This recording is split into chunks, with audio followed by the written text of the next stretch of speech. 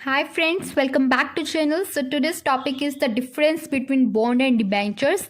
Bond और debenture में difference होता है, दोनों आपस में अलग हैं, दोनों एक ही बात नहीं होता है, बट मोस्टली इन्हें इंटरचेंजेबली यूज़ कर लेते हैं आप लोग, बट ऐसा नहीं है, दोनों में डिफरेंस होता है। ठीक है, बॉन्ड और डिबेंचर वैसे तो दोनों ही डेट के फाइनेंशियल इंस्ट्रूमेंट्स हैं। मैंने लास्ट वीडियो में आपको ये चीज़ क्लैरिफाई की थी कि अगर एक कंपनी है जिसे फंड्स की ज़रूरत है तो उसके पास जनरली दो ऑप्शंस रहते हैं, एक रहता है इक्विटी और दूसरा रहता है उसके पास डेट। ठीक है, या तो वो इक्विटी के थ्रू पैसा ले ले पब्लिक से या फिर वो डेट के थ्रू फंड्स को रेज कर ले। तो जो डेट है ना, डेट के अंदर हमारे पास तीन चीज़ें मैंने आपको बताई थी, एक लोन, ठीक है, एक डिबेंचर्स और एक मैंने आपको बताया था बॉन्ड्स।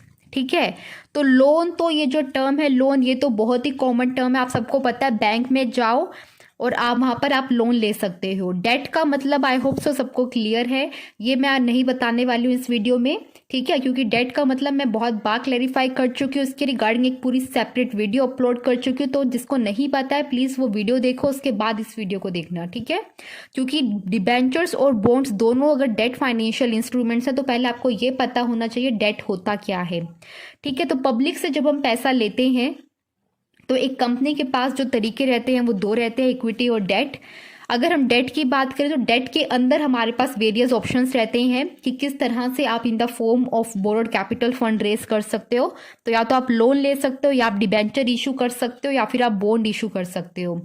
तो लोन को लेना दैट मीन्स एक फाइनेंशियल इंस्टीट्यूशन के पास जाना और उनसे कुछ amount loan as a loan ले लेना। लोन का मतलब भी क्या होता है कि जिसे आपको थोड़े टाइम के बाद रीपे करना है, और वो भी विद इंटरेस्ट। इंटरेस्ट जो है वो डेट के साथ ही ये टर्म आती है, क्योंकि डेट का मतलब ही आपस में ये होता है कि जो आपने बोरो किया है और जो आपको रीपे करना है विद इंटरेस्ट।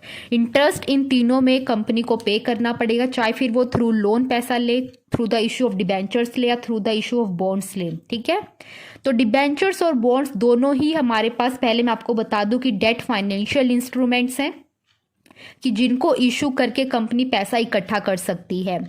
डिबेंचर और बॉन्ड्स ये जो हैं, इन दोनों में ही, डिबेंचर्स में भी और बॉन्ड्स में भी हमारे पास दो पार्टीज जो हैं हमारे पास रहती हैं। एक होती है इशूअर, कि जो बॉन्ड को इशू करेगा। इशूअर कौन है? जो बॉन्ड को इशू करेगा, जो डिबेंचर को इशू करेगा। और हमारे केस में इशूअर जो है वो कंपनी है। कंपनी क्या करेगी? डिबेंचर या बॉन्ड को इशू करेगी। और एक हमारे पास होते हैं होल्डर्स। होल्डर्स कौन होते हैं? होल्डर्स हमारे पब्लिक होगी, जो कि कंपनी को फंड्स प्रोवाइड करेगी। ठीक है, जो कंपनी को फंड्स प्रोवाइड करेगी। फंड्स पब्लिक से कंपनी के पास आएंगे। ठीक है, और कंपनी इन्हें क्या देगी? एक सर्टिफिकेट देगी, जिसे हम बॉन्ड या फिर डिबेंचर सर्टिफिकेट बोलेंगे। ठीक है, एक कॉन्ट्रैक्ट साइन होगा। तो ये जो है पार्टी पब्लिक, जो होल्डर्स हैं जो कि फंड प्रोवाइड करेंगे, ये होंगे बॉन्ड होल्डर।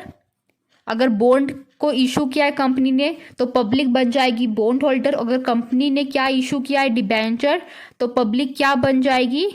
Debenture holder. ठीक है, और कंपनी हमारी क्या रहेगी? इशूअर। पहली बात तो आपको ये क्लियर होनी चाहिए कि इशूअर कौन है और होल्डर कौन है। इशूअर वो जिसको फंड्स की रिक्वायरमेंट है और वो बॉन्ड या डिबेंचर को इशू करके फंड्स रेज करना चाहता है। और दूसरी पार्टी होल्डर। होल्डर कौन होगा? होल्डर पब्लिक होगी, जो कि इन बॉन्ड या डिबेंचर को सब्सक्राइब करेगी और कंपनी को फंड्स प्रोवाइड करेगी। तो ये जो लोग हैं ये फ्री में अपना पैसा तो नहीं देने वाले हैं, तो ये कंपनी से क्या लेंगे?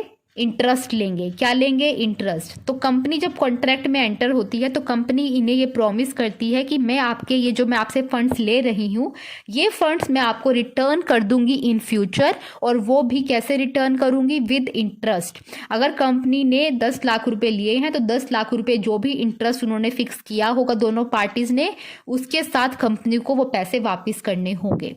ठीक है, तो अब इन दोनों में डिफरेंस क्या हुआ? ये तो सिमिलैरिटीज होगी जो हमने डिस्कस कर ली। दोनों ही कंपनी को फंड्स प्रोवाइड करेंगे, बॉन्ड होल्डर हो या डिबेंचर होल्डर्स हो। दोनों ही केस में कंपनी के पास फंड्स आ रहे हैं और दोनों को ही कंपनी को इंटरेस्ट भी, दोनों को ही कंपनी ने इंटरेस्ट भी पे करना है। ठीक है, तो दोनों में डिफरेंस क्या है, फिर पॉइंट ऑफ डिफरेंस क्या रहेंगे दोनों में, वो हमारा आज का मेन टॉपिक है। ठीक है, तो अब हम पढ़ने वाले हैं डिफरेंस। डिफरेंस हमारे पास क्या है गाइस, टोटल हम 6 डिफरेंस पढ़ेंगे। सबसे पहला डिफरेंस देखते हैं कि क्या है। सबसे पहला जो डिफरेंस है हमारे पास वो है मीनिंग।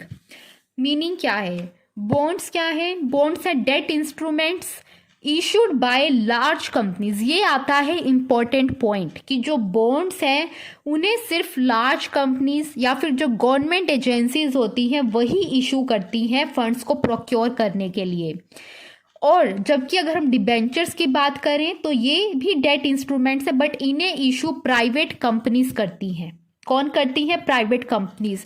और सबसे बड़ा पॉइंट ऑफ डिफरेंस आता है कोलेट्रल का। किसका आता है, कोलेट्रल का, क्योंकि जो बॉन्ड्स हैं वो बैक्ड अप होते हैं या आप कह लीजिए सिक्योर्ड होते हैं बाय कोलेट्रल, बट जो डिबेंचर्स हैं वो बैक्ड अप नहीं होते बाय कोलेट्रल। अब बात आती है कोलेट्रल की। कोलेट्रल क्या है, कोलेट्रल से आप समझ सकते हो is a kind of security. Collateral का मतलब हमारा उस फिजिकल एसेट से या उस वैल्यूएबल आइटम से है। कोलेट्रल क्या होगा, कोलेट्रल कोई एक वैल्यूएबल आइटम हो सकती है, कोई भी एक फिजिकल एसेट हो सकती है जो कि किसकी होगी, ईश्वर की होगी कि होल्डर की होगी, जिसका ओनर, इस वैल्यूएबल आइटम का जो ओनर है वो है ईश्वर। बॉन्ड इश्यूअर या डिबेंचर इश्यूअर। ठीक है, बॉन्ड इश्यूअर जो है इसका क्या है, ओनर है। ठीक है, मतलब कि जो कंपनी है वो इसकी ओनर है।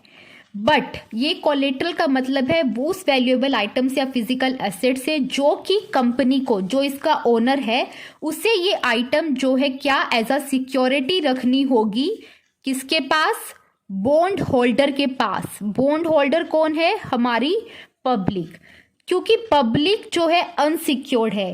अगर कंपनी इन फ्यूचर कैपेबल नहीं रहती पब्लिक का पैसा वापस करने में, तो पब्लिक अपना पैसा कहाँ से लेगी, तो पब्लिक अपना पैसा इस वैल्यूएबल आइटम या फिजिकल एसेट से जो है पूरा करेगी। ठीक है, तो ये एज अ सिक्योरिटी जो है पब्लिक के पास रहता है। अगर कंपनी क्या करती है, कैपेबल नहीं हो पाती इन फ्यूचर में कि अपना पब्लिक से उठाया हुआ फंड अगर वो पब्लिक को रिटर्न नहीं कर पाते विद इंटरेस्ट, तो इस वैल्यूएबल आइटम और फिजिकल एसेट को कंपनी को, बॉन्ड होल्डर को, मतलब पब्लिक को देना पड़ेगा।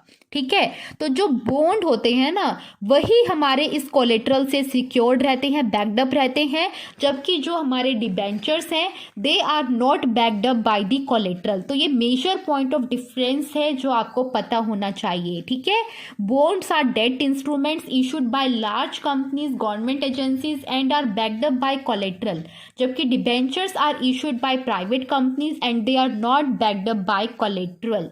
ठीक है, आई होप सो पहला पॉइंट ऑफ डिफरेंस आप सभी को क्लियर है। सेकेंड पॉइंट ऑफ डिफरेंस हमारे पास क्या है, सेकेंड पॉइंट ऑफ डिफरेंस है the owner of the bond is known as bond holder. Owner से हमारा क्या मतलब है, जो कि बॉन्ड या डिबेंचर में सब्सक्राइब कर कर कंपनी को फंड्स प्रोवाइड करेगा। तो जो कंपनी को फंड्स प्रोवाइड करते हैं, जो ओनर होते हैं बॉन्ड के, उन्हें बॉन्ड होल्डर बोला जाता है। और जो डिबेंचर्स में सब्सक्राइब कर कर कंपनी को फंड्स प्रोवाइड करते हैं उन्हें हम बोलते हैं डिबेंचर होल्डर। ठीक है, तो आई होप सो ये दोनों टर्म्स आपको क्लियर है कि बॉन्ड होल्डर कौन है और डिबेंचर होल्डर कौन है। थर्ड हमारे पास है ईश्वर।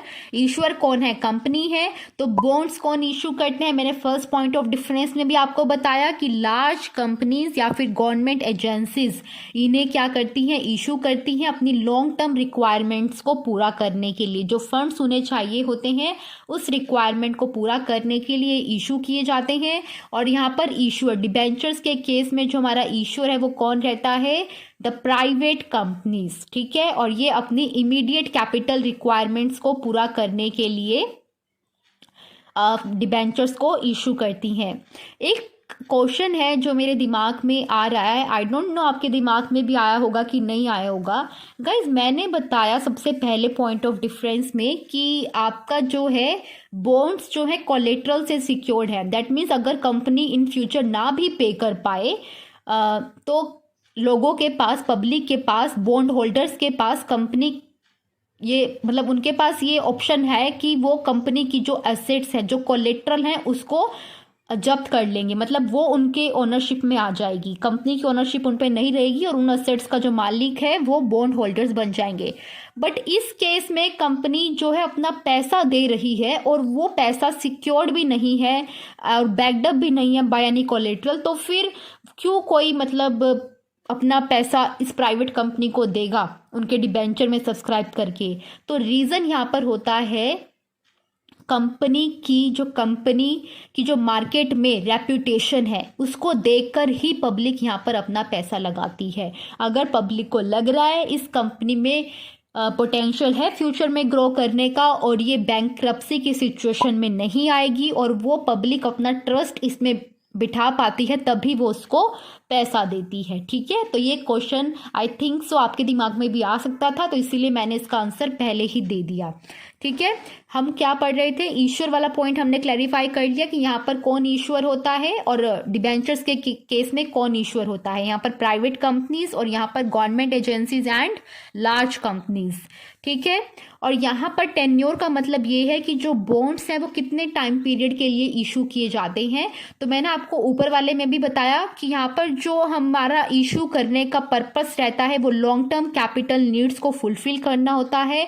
तो जो टेन्योर होता है बॉन्ड्स का वो हायर होता है क्योंकि लॉन्ग टर्म कैपिटल रिक्वायरमेंट्स हमने फुलफिल करनी है। इन the case of debentures tenure छोटा ही रहता है क्योंकि यहाँ पर हम अपनी इमीडिएट कैपिटल रिक्वायरमेंट्स को फुलफिल कर रहे होते हैं। ठीक है, आई होप सो आपको ये पॉइंट ऑफ डिफरेंस भी क्लियर हो गया। नेक्स्ट पॉइंट ऑफ डिफरेंस है कोलेट्रल। तो ये मैंने आपको पहले क्लियर कर दिया है कि bonds are secured by collateral जबकि डिबेंचर्स कोलेट्रल से सिक्योर्ड नहीं होते हैं। लास्ट हमारे पास पॉइंट ऑफ डिफरेंस क्या है, the rate of interest. The rate of interest on bond is lower than that on debentures. मतलब जो कंपनी को इंटरेस्ट पे करना है तो उसका जो रेट है वो बॉन्ड का कम होता है as compared to the rate of interest on the debentures. क्यों कम होता है? इसीलिए कम होता है क्योंकि बॉन्ड्स कम रिस्की होते हैं।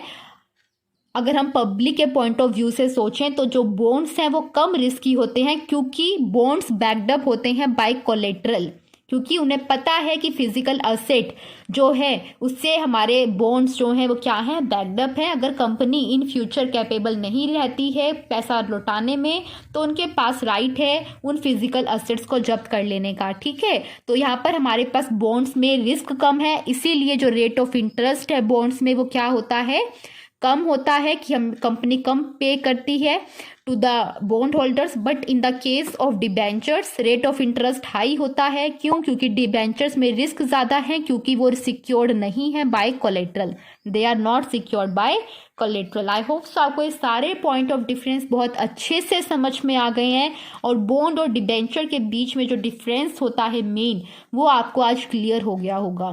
Thank you very much for watching this video and like the video अगर आपको अच्छा लगा है ये कंटेंट जो मैंने प्रोवाइड किया है। Bye bye.